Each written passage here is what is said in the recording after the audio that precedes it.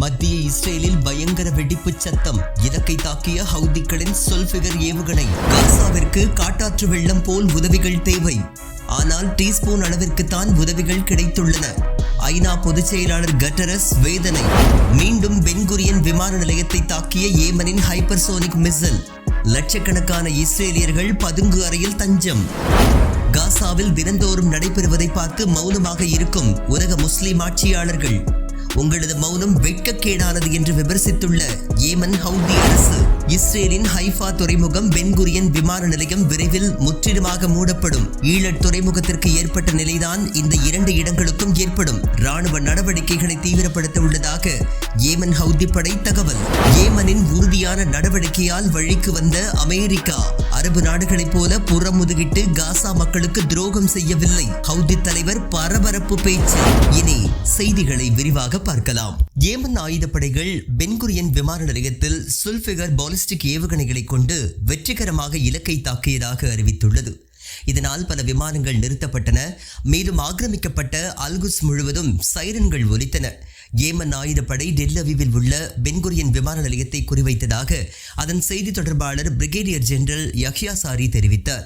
மேலும் அவர் கூறுகையில், ஏவுகணை அதன் இலக்கை அடைந்தது, கிட்டத்தட்ட 1 மணி நேரம் விமான போக்குவரத்தை முடக்கியது மற்றும் மில்லியன் கணக்கான இஸ்ரேல் குடியேறிகள் பதுங்கு குழிகளுக்கு தப்பிச் சென்றதாக தெரிவித்தார். காசாவில் நடந்து வரும் படுகொலைகளுக்கு நேரடியாக பதிலடியாக இந்த நடவடிக்கை செயல்படுத்தப்பட்டதாக அவர் கூறினார். இந்நிலையில் இஸ்ரேலிய ஊடகங்கள் மத்திய இஸ்ரேலில் ஒரு பெரிய வெடிப்பு சத்தத்தை கேட்டதாக செய்தி வெளியிட்டன. இதேபோல ஆக்கிரமிக்கப்பட்ட யாஃபா எனப்படும் டெல்லவிவ் மற்றும் ஹைஃபாவில் உள்ள முக்கிய இலக்குகளுக்கு எதிராக 2 யாஃபா ட்ரோன் தாக்குதலையும் ஏமன் படை நடத்தியுள்ளது. காசாவில் இஸ்ரேல் நடத்தி வரும் படுகொலைகளுக்கு எதிராக இஸ்ரேலின் கடல் மற்றும் வான்வழி போக்குவரத்தை முடக்குவதாக அறிவித்த ஏமன் படைகள் அதன் நிலையங்கள் மீது தொடர்ந்து தாக்குதல் நடத்தி வருகின்றது. ஏமன் ராணுவ நடவடிக்கைகளால் இஸ்ரேலின் ஈலாட் என அழைக்கப்படும் அல் ரஷ்ராஷ் துறைமுகத்தை வெற்றிகரமாக முடக்கியது குறிப்பிடத்தக்கது. காசாவிற்கு காட்டாற்று வெள்ளம் போல் உதவிகள் தேவைப்படும் நிலையில் வெறும் டீஸ்பூன் அளவிற்குத்தான் உதவிகள் கிடைத்துள்ளன என்று ஐநா மன்றத்தின் பொதுச் செயலாளர் ஆண்டோனியோ கட்டரஸ் குற்றம் சாட்டியுள்ளார். தேவைப்படும் மக்களுக்கு என்ன உதவிகளை செய்ய வேண்டுமோ அதனை 24 மணி நேரமும் எங்களால் முடிந்த அளவு செய்து வருகின்றோம். கொஞ்சம் கோதுமை, மாவு, குழந்தை உணவுகள், ஊட்டச்சத்து பொருட்கள், மருந்துகள் ஆகியவற்றை விநியோகித்துள்ளோம்.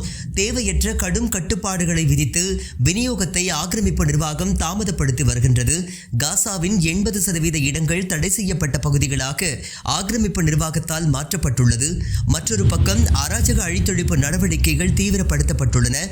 மனிதநேயத்திற்கு எதிரான விநியோக முறையை நாங்கள் ஏற்றுக்கொள்ள மாட்டோம் என்று ஐநா பொதுச் செயலாளர் தெரிவித்துள்ளார்.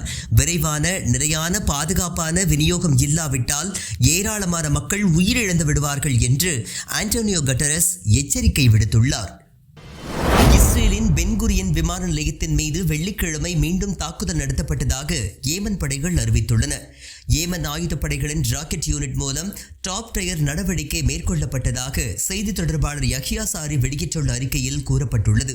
பென்குரியன் விமான நிலையத்தின் மீது ஹைப்பர்சோனிக் மிசைல்ஸ் மூலம் இந்த தாக்குதல் நடத்தப்பட்டுள்ளது. இந்த தாக்குதல் தங்களது நோக்கத்தை வெற்றிகரமாக அடைந்ததாகவும் லட்சக்கணக்கான இஸ்ரேலிய ஆக்கிரமிப்பு செட்டிலர்கள் பாதாள அறைகளுக்கு சென்று பதுங்கிக் கொண்டதாகவும் விமான நிலைய போக்குவரத்து நிறுத்தப்பட்டதாகவும் ஏமன் கூறியுள்ளது. பாலஸ்தீன மக்களுக்காகவும் அவர்களுக்காக போராடும் போராளி குழுக்களுக்காகவும் இந்த நடவடிக்கைகள் மேற்கொள்ளப்பட்டுள்ளதாக ஏமன் செய்தி தொடர்பாளர் யஹ்யா சாரி கூறியுள்ளார். உலக முஸ்லிம் ஆட்சியாளர்களின் மௌனம் இஸ்லாமிய உம்மத்திற்கு அவமானத்தை தேடித் தருவதாக ஏமன் ஹவுதி அரசு விமர்சித்துள்ளது. உலக முஸ்லிம் நாடுகள் அனைத்தும் அமைதியாக இருக்கும் போது ஏமன் படைகள் மட்டும் ஏன் இஸ்ரேலை எதிர்க்கின்றன என்பது குறித்து அந்நாட்டு ராணுவ செய்தி தொடர்பாளர் யஹ்யா சாரி விளக்கம் ஒன்றை கொடுத்துள்ளார். காசாவில் தினந்தோறும் இனப்படுகொலை நடக்கின்றது. அதனை முஸ்லிம் ஆட்சியாளர்கள் அமைதியாக வேடிக்கை பார்த்து வருகின்றனர். இப்படி இருப்பது உங்களுக்கு வெட்கமாகவோ அவமானமாகவோ இல்லையா? இது எதிரிகளின் விருப்பத்தை மட்டுமே பூர்த்தி செய்கின்றது. மேலும் அத்துமீறுவதற்கு அவர்களுக்கு தைரியத்தை அளிக்கின்றது. உங்களது மத கடமைகள், மனிதாபிமான கடமைகள், நன்னெறி கடமைகளை நீங்கள் நிறைவேற்றப் போவது எப்போது என்று யஹ்யா சாரி கேள்வி எழுப்பியுள்ளார். ஏமனின் ஆயுதப்படைகளின் நடவடிக்கை தொடர்ந்து நீடிக்கும் என்றும் அதிகரிக்கப்படும் என்றும் கூறியுள்ள அவர், காசா மீதான இனப்படுகொலைகளை இஸ்ரேல் தொடரும் வரை தங்களது நடவடிக்கையும் தொடரும் என்று யஹ்யா சாரி தெரிவித்துள்ளார். முன்னதாக ஏமனில் இருந்து பென்குரியன் விமான நிலையம் நோக்கி வந்த பாலிஸ்டிக் மிசைல் ஒன்றை இடைமறித்ததாக இஸ்ரேல் ஆக்கிரமிப்பு ஊடகங்கள் செய்தி வெளியிட்டது குறிப்பிடத்தக்கது. இஸ்ரேலுக்கு எதிரான அன்சருல்லாவின் தாக்குதல்கள் உறுதியான முடிவுகளை கொடுத்துள்ளதாக அந்த அமைப்பின் பொலிட் பீரோ உறுப்பினர் முகமது அல்ஃபாரா என்பவர் தெரிவித்துள்ளார். அண்மையில் ஹவுதிகளால் ஹைஃபா துறைமுகம் குறிவைக்கப்பட்ட நிகழ்வு ஒரு அதிர்ச்சிகரமான நடவடிக்கையாக இஸ்ரேலுக்கு அமைந்ததாக அவர் குறிப்பிட்டுள்ளார். லெபனானின் அல்மயாதின் தொலைக்காட்சிக்கு அவர் அளித்துள்ள பேட்டியில் இன்னும் பல சர்ப்ரைஸ்கள் இஸ்ரேலுக்கு காத்து கிடக்கின்றன. ஈழத் துறைமுகத்தை முடக்கி அதன் செயல்பாட்டிலிருந்து தடுத்தது போன்று அடுத்த கட்டமாக ஹைஃபா மற்றும் பென்குரியன் விமான நிலைய செயல்பாடுகளும் நிறுத்தப்படும் என்று அறிவித்துள்ளார்.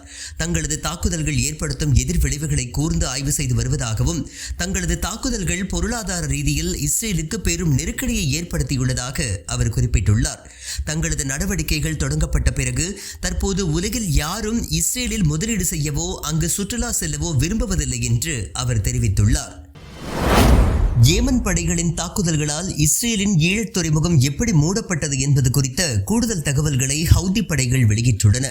இது குறித்து அவர்கள் கூறுகையில், செங்கடல் நடவடிக்கையால் இஸ்ரேலுக்கு கப்பல்கள் சுற்றிச் செல்கின்றன. இதனால் இன்சூரன்ஸ் கட்டணங்களை நிறுவனங்கள் உயர்த்தியுள்ளன.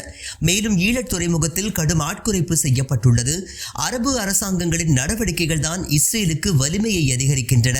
இஸ்ரேலுக்கு எதிராக தங்களது பலவீனத்தை அவர்கள் காட்டுவதன் மூலம் பாலஸ்தீனியர்களை முதுகில் குத்தியுள்ளனர். அதே நேரம் அன்சருல்லாவின் உறுதியான நிலைப்பாட்டின் காரணமாக உலக வல்லரசான அமெரிக்கா தானாக முன்வந்து சமாதானம் பேசியுள்ளது. சமாதான பேச்சுவார்த்தையை முதலில் அன்சருல்லா தொடங்கவில்லை. அன்சருல்லாவிற்கு எதிராக எந்த ராணுவ வெற்றியையும் சுவைக்காத அமெரிக்கா 7 ட்ரோன் விமானங்கள் 2 போர் விமானங்களை இழந்து கடைசியில் வெள்ளை கொடியை பறக்க விட்டுள்ளனர். செங்கடலில் நாங்கள் என்ன சட்டத்தை வகுத்துள்ளோமோ அது தொடரும் என்றும் இஸ்ரேலுடன் தொடர்புடைய எந்த கப்பலும் ஏமனுக்கு எதிராக செயல்படும் நாடுகளின் கப்பலும் செல்ல முடியாது என்றும் தெரிவிக்கப்பட்டுள்ளது. இஸ்ரேல் தான் எங்களது எதிரி. அவர்களிடம் பணம் வாங்கிக் கொண்டு ஏமனுக்குள் இருந்து கொண்டே யாராவது துரோகம் செய்ய நினைத்தால் அவர்களது முடிவு மிகவும் மோசமாக இருக்கும் என்றும் எச்சரிக்கப்பட்டுள்ளது. காசாவில் உணவுப் பொருட்களை கொள்ளையடிப்பது குற்றமில்லை என்று சொல்லும் அளவிற்கு மக்கள் பட்டினியால் வாடி வருவதாக ஐக்கிய நாடுகள் மன்றம் கடும் வேதனையை வெளிப்படுத்தியுள்ளது. ஐநா மன்றத்தின் பாலஸ்தீன் அகதிகள் அமைப்பான UNRWA தலைவர் பிலிப் லசாரினி கூறுகையில், காசாவிற்கு தேவைப்படும் அளவிற்கான நிவாரணப் பொருட்கள் இன்னும் கிடைக்கவில்லை.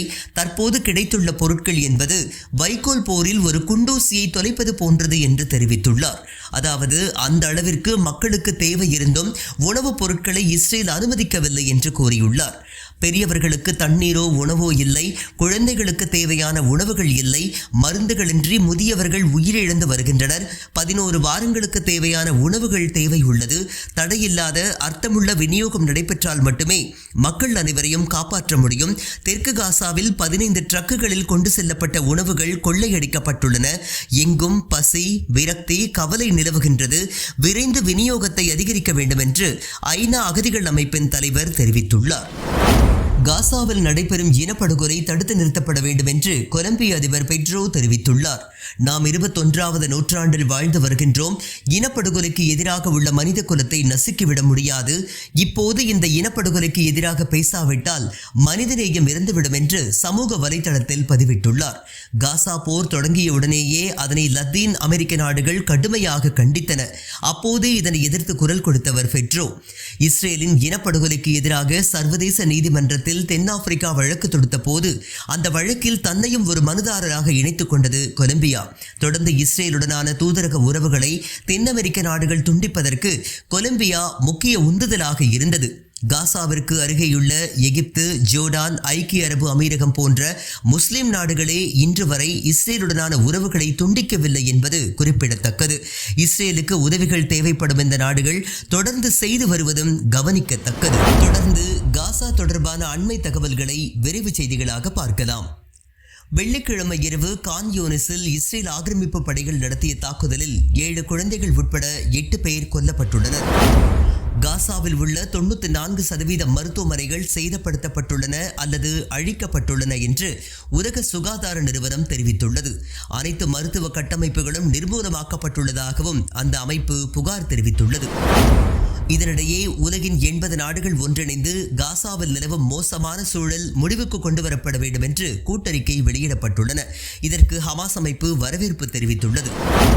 உலகம் முழுவதும் உள்ள திரைக்கலைஞர்கள் சுமார் 900 பேர் இணைந்து காசாவில் நடத்தப்பட்டு வரும் இனப்படுகொலை முடிவுக்கு கொண்டுவரப்பட வேண்டும் என்று கூட்டறிக்கை வெளியிட்டுள்ளனர். காசா மட்டுமின்றி ஆக்கிரமிப்பு மேற்கு கரையில் இஸ்ரேலிய ஆக்கிரமிப்பு படைகள் நடத்திய தாக்குதலில் 91 பாலஸ்தீனியர்கள் கொல்லப்பட்டுள்ளனர்.